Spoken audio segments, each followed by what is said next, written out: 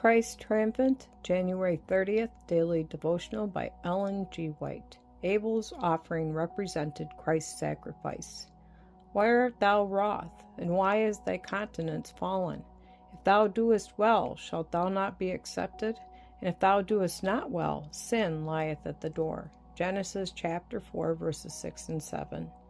In the working of God's people, there are always times of test and trial. And God does not design that we shall shield men and women and youth from liabilities that test the character. God will reveal His workings and will supply His attributes to the humble people who are seeking Him. Satan also will reveal his workings and will supply every soul he tempts with his attributes, his evil surmisings, his evil speaking and accusing of the brethren. From this condition of things, the Lord cannot possibly shield those who place themselves on the enemy's side, for God does not compel the human mind.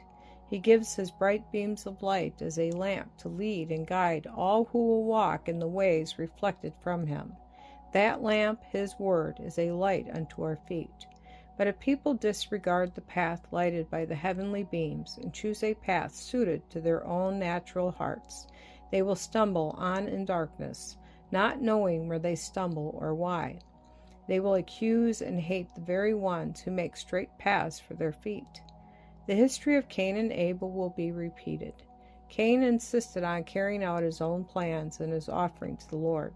Abel was steadfast in carrying out the directions of the Lord.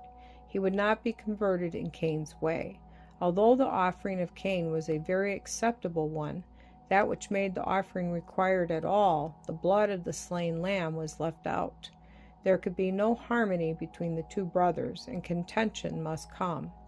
Abel could not concede to Cain without being guilty of disobedience to the special commands of God.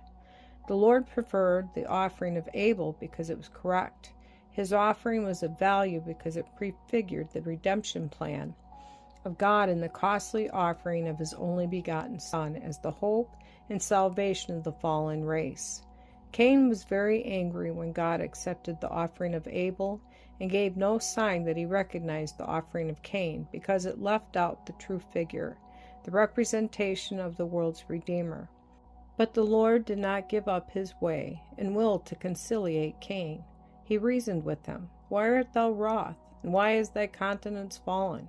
If thou doest well, shalt thou not be accepted? And if thou doest not well, sin lieth at the door.